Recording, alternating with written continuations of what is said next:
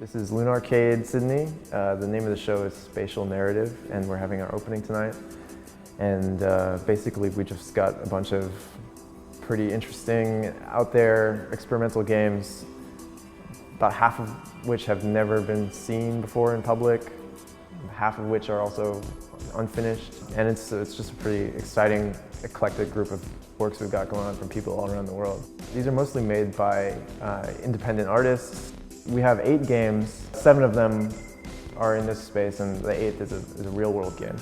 And exploration is sort of a loose tie.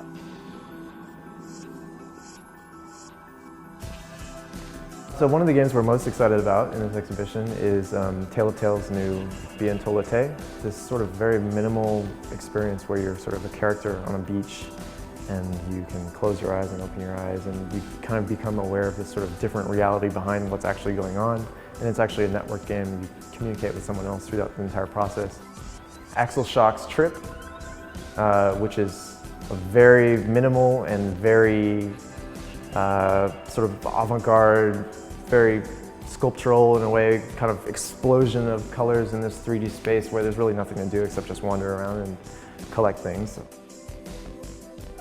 There's Dear Esther, of course, which has received a lot of press and has a degree of polish that rivals AAA, of course.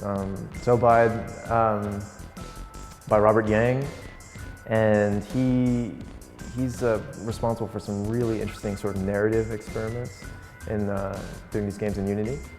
There's Lifeless Planet. Lifeless Planet is a game made by these guys at Stage 2 Studios. They had a Kickstarter. This is probably arguably the gamiest of what we have. There's 30 Flights of Loving by Brendan Chung. He made his company is called Blendo Games, and it's just him. Again, it's another really interesting sort of narrative experiment, and it's like almost like a short story game, short form game. There's Memory of a Broken Dimension, which is this very mysterious, very confusing looking, like beautiful thing by a guy, XRA. And that just has to be kind of seen to be believed.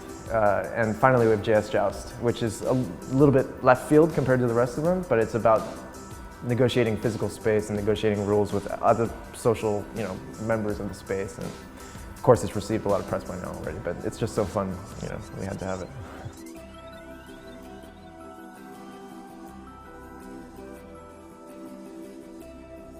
In some ways, I think that even though this stuff is maybe not as accessible to the average sort of gamer, it's actually more accessible to people who more generally appreciate art or appreciate things outside of games, or maybe who are not even games literate. I think that this kind of stuff has something really sort of unique to offer in different ways that people haven't really seen before.